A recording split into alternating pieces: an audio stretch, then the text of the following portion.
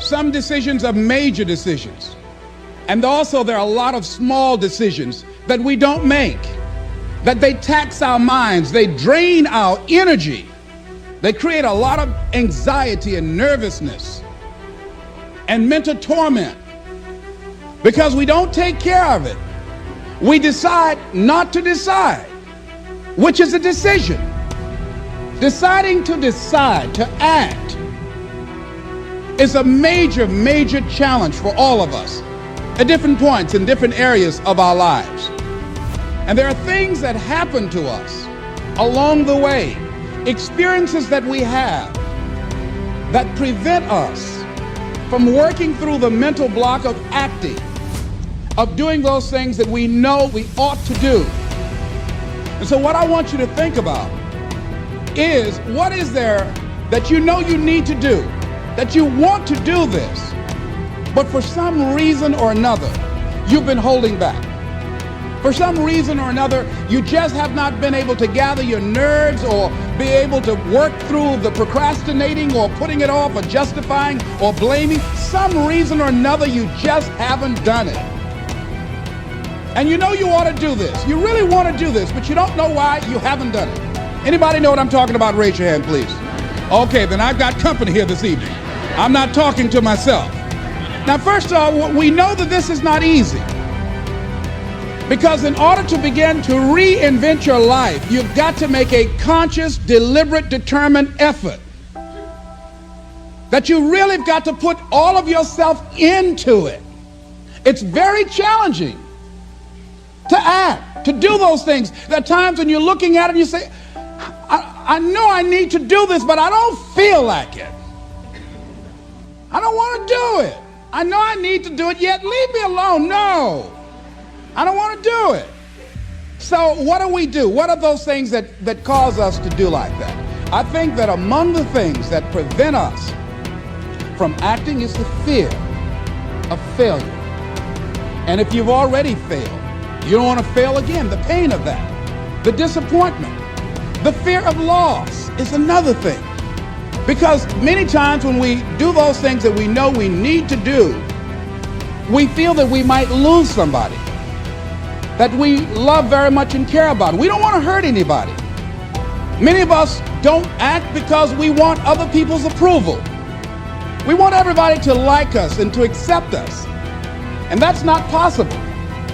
Many of us don't do the things that we want to do and don't act because of lack of self-confidence. We don't believe enough in ourselves. I have a friend who's been working on a job where she's miserable, talented, want to go to another place that she can do what she wants to do and make the kind of money that she would like to make, and had some offers. But because of her fear and her lack of self-confidence of things might not work out, she won't take a chance on herself. So there she is, spending 8 hours a day, 5 days a week, and she's miserable. She hates to go to work.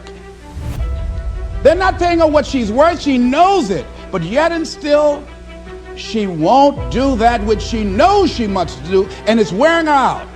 There are a lot of people that their jobs are making them sick because they won't act. You check out the absenteeism and people that are depressed. You see them coming to work angry. How you doing? I don't know.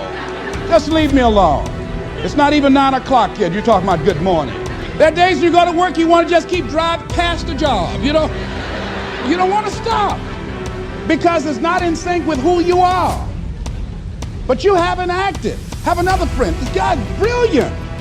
He's a business consultant. He helped a lot of people get their business started. And people come to him because they know he's knowledgeable. But this guy won't start his own business. Now, he's very smart. He can do it. Everybody believes in him except him. And he's so smart, he's talked himself out of it. Well, the numbers aren't right. So there are many reasons why we don't act. There are other things, though, that affect us. It's that not wanting to take personal responsibility. We want somebody else to do it. And many times we pick up our inability to do certain things from people that we love, people that we admire. We identify with them, and we live in the context of their ideas, their opinions, and their life patterns. We buy into it unconsciously. My mother is a pack rat. She keeps everything. She doesn't throw anything away. And I have unconsciously picked that up. Now, my mother never said, let me show you how to keep everything less and just clutter things. I unconsciously picked that up many times unconsciously. We try to honor the people we love by being like them. By the same token, I realized something about myself when I had some major decisions to make, and I found myself acting like my mother. See, my mother's the kind of person that when she has a problem with one of the other foster children that she adopted, she won't confront them. She will call me. Les, why don't you tell Linda to move? She's lazy. She won't go to work. She runs the street all day, and then she comes home and wants to sleep all day, and I think she's doing drugs. I said, but Mama, why don't you tell Linda that? I bought the house for you. I told you when she wanted to come home, don't let a grown person come there and take care of them. You let her in. Well, after all, she's my child. Mama, then you handle that. When I tell her to leave, she say, Mama say I can stay. Mama, can I stay? And you tell her yes, and then you call me and say, she's still here. Why worry me with this? So Mama hasn't developed the courage to act on that. Some people won't act until there's a crisis situation. When Linda started stealing from Mama and took her Social Security check to get some drugs, Mama got some courage to say, get out of here and don't ever come back. But she wouldn't do it until then. And see, we don't have to wait until a crisis situation. I have a friend that has been having a challenge with losing weight. Bus has been dealing with that challenge. And for the past 40 years, he's always seemed like weighed over 235 pounds. And so he said, man, I just can't lose weight. I'm big boned. I said, Bud, I've never seen any fat skeletons. No, you need to act on your health. You can change this. You don't have to go to your grave fat. We're all digging early graves with our teeth. We don't have to do this. They need to have a support group around M&M peanuts. You want a support group on something, and throw Snickers in there too. Bud and I can tell you about the help we need with that.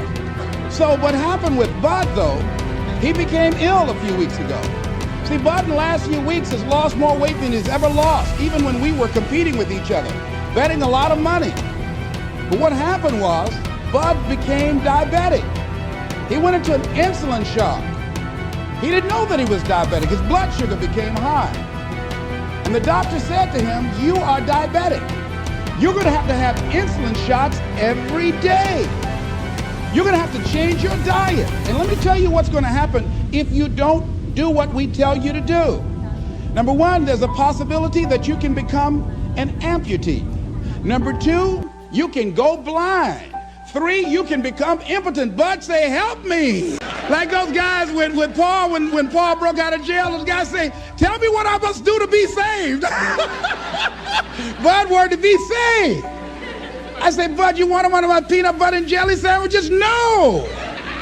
I said, Bud, I can't believe you're eating vegetables, man. You're exercising. He said, that's right, and jogging in place too. Now, he had the ability to do it before, but there's some people, it takes that kind of crisis to bring them into reality in order for them to act in their own best interest. Some people have to hit rock bottom in order to rise. I don't know why.